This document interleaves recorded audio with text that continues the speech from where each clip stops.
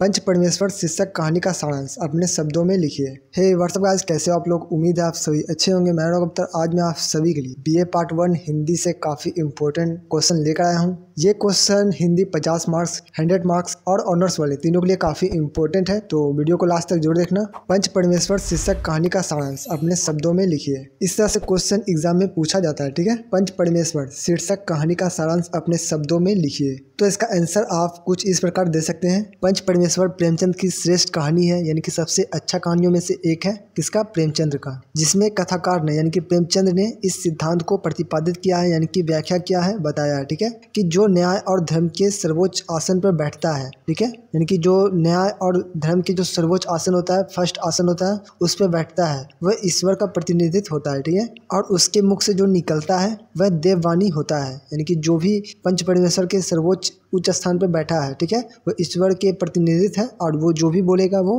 देववाणी के समान माना जाएगा। पंच के पद पर बैठकर ना किसी का दोस्त होता है और ना ही किसी का दुश्मन, ठीक है, यानी कि पंच के पद पर अगर कोई बैठा है, कोई व्यक्ति, ठीक है, तो वो व्यक्ति ना किसी का दोस्त है और ना किसी का दुश्मन। अब कहानी का जो सार है वो स्टार्ट होता है, जिसमें देखते हैं जुम्मन शेख और अलगू चौधरी को दोनों घनिष्ठ मित्र होते हैं, जिसे ना टूटने वाली दोस्ती कहते हैं। वो दोस्ती होती है जुम्मन शेख और अलगू चौधरी में। एक ही गांव के रहने वाले थे, दोनों को एक दूसरे पर अटूट विश्वास है। दोनों की मित्रता ऐसी गहरी थी कि दोनों की खेतीबाड़ी लेन देन साथ था, ठीक है, दोनों खेतीबाड़ी एक साथ करते थे, लेन देन जो भी होता था वो सभी एक साथ हुआ करता था। जुम्मन शेख शिक्षित और अलगू चौधरी धनी थे, यानी कि जुम्मन शेख जो थे वह पढ़े लिखे थे और अलगू चौधरी वह रिच थे, रिच परिवार से थे, ठीक है। गांव में धन के कारण अलगू चौधरी का सम्मान था, तो वहीं विद्या के कारण जुम्मन शेख सबके आदर के पात्र थे। जुम्मन शेख की एक बूढ़ी मौसी थी, ठीक है, जुम्मन शेख की एक बूढ़ी मौसी थी, वह निसंतान थी, यानी कि बूढ़ी मौसी जो थी उसकी कोई भी संतान नहीं थी। उसके पास थोड़ी सी जमीन थी,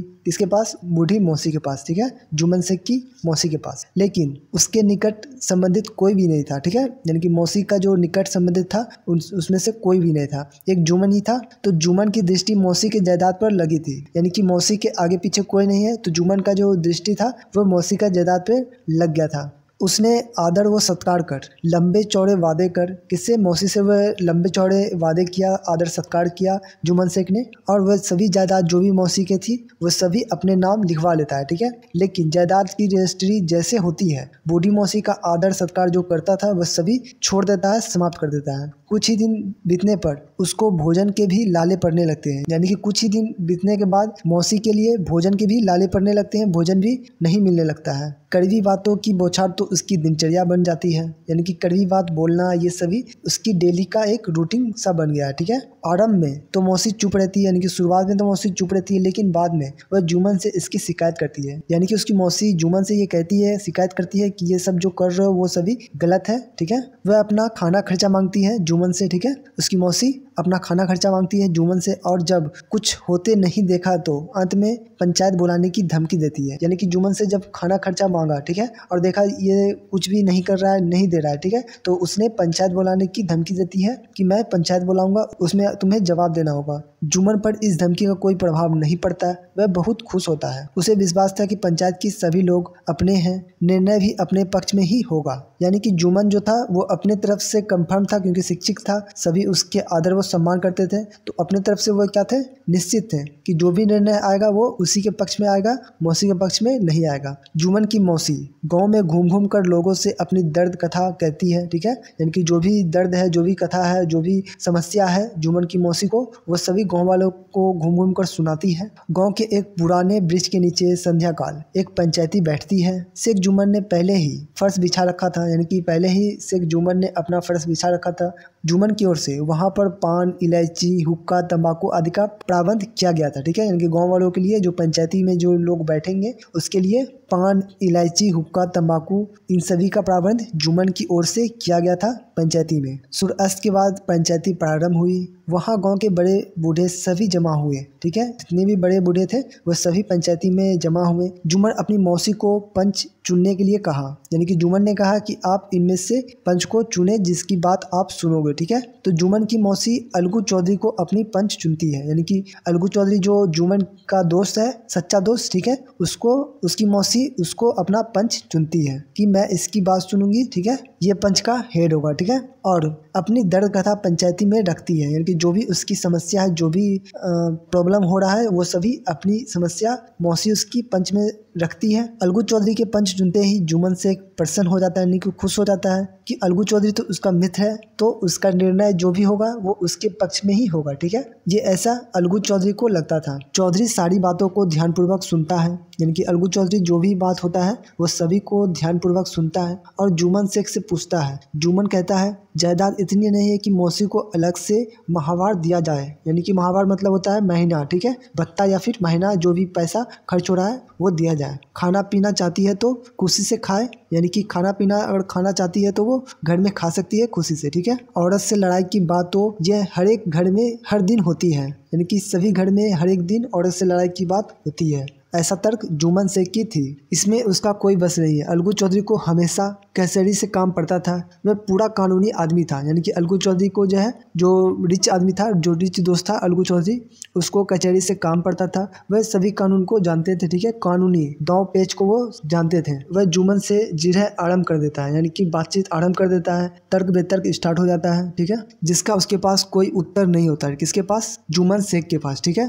जुम्मन शेख इसका उत्तर नहीं दे पाता है अलगू चौधरी का, जो भी वो क्वेश्चन पूछता है, जो भी वह तर्क वितर्क करता है। ठीक है, निर्णय का समय आता है। अलगू चौधरी पंचों का फैसला सुनाता है, यानी कि पंचों मिलकर, जो अलगू चौधरी हेड होता है, तो पंचों मिलकर जो फैसला सुनाता है कि वह जुम्मन की मौसी को माहवार खर्च दे, यानी कि मंथली जो खर्च होता है वह मौसी को दे, नहीं तो हिब्बा रद्द माना जाएगा, यानी कि जो रजिस्ट्री हुई है जमीन की जुम्मन शेख के नाम पर, ठीक है, वह रद्द हो जाएगा, जो जमीन है वह मौसी की हो जाएगी, ऐसा फैसला दिया है। अगर वो महीना नहीं देता है मौसी को तो वह रद्द माना जाएगा, जमीन फिर से मौसी की हो जाएगी। इस फैसले से जुम्मन की मौसी को जहां संतोष होती है, वहीं इस फैसले से सुनकर जुम्मन के पांव तले जमीन खिसक जाती है। जुम्मन को लगता था कि जो भी फैसला आएगा वो सभी उसके हित में आएगा, पर यहाँ पे उसके हित में नहीं आया। ठीक है, मौसी के हित में आया तो उसके पाँव के नीचे से जमीन खिसक गई, वह बहुत ज़्यादा क्रोधित हो गया। ठीक है, उसे विश्वास हो गया था कि अलगू चौधरी की दोस्ती झूठी है। इस फैसले से अलगू और जुम्मन की मित्रता की नींव हिल गई थी,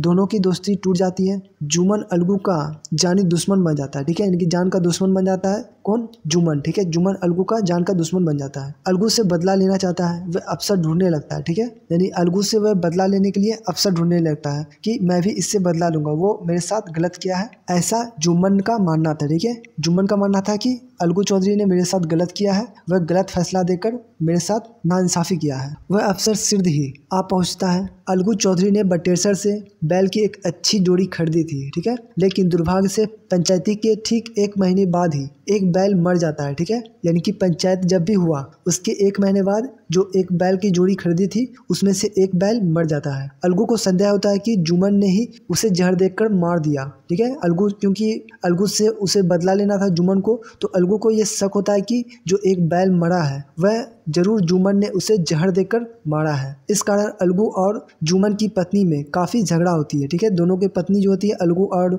जुम्मन की, दोनों आपस में झगड़ जाते हैं। ठीक है, लड़ जाते हैं। अलगू को बचे हुए बैल का जोड़ा नहीं मिलता। अलगू को बचे हुए बैल का जोड़ा नहीं मिलता है क्योंकि 2 बैल से ही बैलगाड़ी चलेगा, 1 बैल से नहीं। ठीक है, तो दूसरा बैल नहीं मिलता, जिसके कारण तो उसे लाचार होकर उसे बेचने का निर्णय करता है। ठीक है, क्योंकि 1 बैल का करेगा क्या वो, क्योंकि बैलगाड़ी चलाना है तो 2 बैल की ज़रूरत पड़ती है। ठीक है, तो वह 1 बैल जो बचा हुआ है उसे भी वह लाचार में बेचने का निर्णय लिया। ठीक है, उसी गांव में एक समझू साहू रहते थे। ठीक है, जो इक्का गाड़ी पर गांव से गुड़, घी आदि मंडी ले जाते थे और मंडी से तेल, नमक लाकर गांव में बेचते थे। ठीक है, यानी कि गांव से जो घी है, गुड़ है, वो सभी मंडी में बेच देते थे और मंडी से तेल, नमक लाकर गांव में बेचते थे। ठीक है, समझू साहू मोल तोल करके 150 रुपये में चुकाने का वादा करके बैल खरीद लेता है। ठीक है, यानी कि पैसा अभी नहीं दूंगा, पैसा बाद में दूंगा। 150 रुपये में बैल तो ले लेता है, पर वह ये कहता है कि मैं पैसा अभी नहीं दूंगा, बाद में दूंगा। ठीक है, चुकाने का वादा करके बैल ले लेता है। समझू साहू अपने व्यापार पर ज़्यादा और बैल पर कम ध्यान देते थे। ठीक है, समझू साहू जो थे वह व्यापार पर ज़्यादा ध्यान देते थे और जो बैल खरीदा उस पर वह कम ध्यान देते थे। इसका परिणाम ये हुआ कि 1 महीने में ही उस बैल की हड्डी दिखने लगी। ठीक है, एक दिन शाम को गांव वापस आ रहा था कि बैल के पांव लड़खड़ाने लगे। ठीक है, और कोड़े की मार जो लगा वह ऐसे गिरा फिर कभी ना उठ पाया। ठीक है, यानी कि एक बार जो गिरा वो फिर उठ नहीं पाया, यानी कि वो मर गया। समझू साहू को बैल मरने का उतना दुख नहीं होता जितना कि रास्ते में सामान के साथ फंस जाने का होता है। ठीक है, यानी कि बैल मरा तो मरा, ठीक है, पर जो सामान है वो फंस जाने का उसको ज़्यादा दुख होता है, ज़्यादा चिंता होता है। वह किसी तरह अपने घर तक पहुँचता है। जब अलगू चौधरी का दाम मांगते हैं, यानी कि अलगू चौधरी जो 150 रुपया बोलकर लिया था, ठीक है, तो अलगू चौधरी उससे पैसे मांगते हैं तो उसे चुकाने से वह आनाकानी करने लगता है। ठीक है, आनाकानी करने लगता है यानी कि आज दूंगा कल दूंगा ये वो, ठीक है, टालने लगता है। एक दिन तो हाथापाई की स्थिति आ जाती है। ठीक है, यानी कि हाथापाई यानी कि लड़ाई पीट की स्थिति उत्पन्न हो जाती है। कुछ लोग रोकथाम करते हैं और अलगू चौधरी को पंचायत करने की राय देते हैं, यानी कि अगर पैसा नहीं दे रहा है तो आप पंचायती बुला ले, ऐसा अलगू चौधरी को राय देता है गांव वाले। ठीक है, अलगू चौधरी पंचायत बुलाती है। ठीक है, तो पंचायती लगती है। समझू साहू और अलगू चौधरी का मामला पंचायती के सामने आता है, यानी कि दोनों का जो मामला है बैल का पंचायती में आता है। समझू साहू जानबूझकर शेख जुमन को पंच चुनता है। ठीक है, जानता है कि जुमन शेख जो है वह अलगू चौधरी का दुश्मन है। ठीक है, इसलिए जानबूझकर जुमन शेख को जो है अपना पंच चुनता है अलगू चौधरी को। इससे बड़ा निराशा होती है, यानी कि अलगू चौधरी जानता है कि जो जुमन शेख है वह उसका दुश्मन है और जो भी फैसला लेगा वो इसके निर्णय में नहीं लेगा, ऐसा उसे लगता था। ठीक है, तो अलगू चौधरी को इससे बड़ा निराशा होती है। उसका कलेजा धक धक करने लगता है कि अब तो ये गया मेरे हाथ से। ठीक है, उसे पूरा विश्वास था कि पुराने बैर के कारण, यानी कि पुरानी दुश्मनी के कारण जुमन उससे बदला अवश्य लेगा, पर उत्तरदायित्व का ज्ञान पथ से विचलित व्यक्तियों को मार्गदर्शन कराती है। यानी कि उत्तरदायित्व जब मिलता है, ठीक है, उत्तरदायित्व का जब ज्ञान होता है तो विचलित व्यक्ति जो होता है, यानी कि जो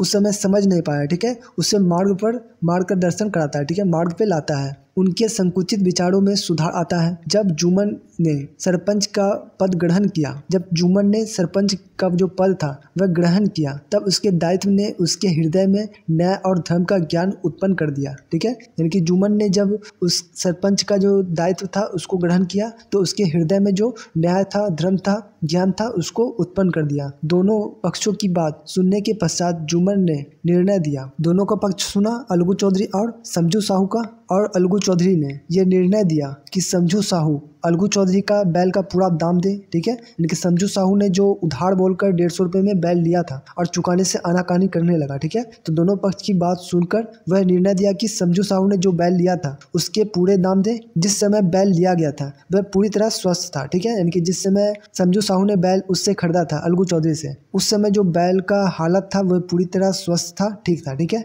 बैल की मृत्यु समझू साहू द्वारा बहुत कठिन काम लेने से, यानी कि बहुत सारा कठिन काम लिया गया उससे। जुमन ने सत्य और न्याय का पक्ष लेकर अलगू चौधरी के पक्ष में फैसला सुनाता है। ठीक है, अलगू चौधरी को लगा कि ये मेरे पक्ष में फैसला नहीं सुनाएगा। ठीक है, पर हुआ क्या, उसके पक्ष में फैसला आया। जुमन के फैसले को सुनकर अलगू चौधरी फूल ना समाया, यानी कि बहुत ज़्यादा खुश हो गया। ठीक है, और बहुत ज़्यादा खुश होकर बोल उठता है, पंच परमेश्वर की जय हो। चारों ओर यही ध्वनि होती है। जुमन अलगू के पास आता है। ठीक है, जुमन अलगू के पास आता है और गले से लिपट कर कहता है, पंच ना किसी का दोस्त होता है और ना किसी की दुश्मन, वह सिर्फ न्याय का दोस्त है। इस घटना के पश्चात जुमन और अलगू दोनों को सत्य और न्याय का वास्तविक आभास होता है। दोनों का हृदय मेल घुल जाता है और मित्रता की मुरझाई हुई लता फिर से हरी भरी हो जाती है। तो गाइस, ये था पंच परमेश्वर कहानी का सारांश। आपको ये कहानी कैसा लगा आप कमेंट कर जरूर बताना। नेक्स्ट वीडियो आप किस टॉपिक पे देखना चाहते हैं आप कमेंट कर जरूर बताना। तब तक के लिए अपना ख्याल रखना। जय हिंद।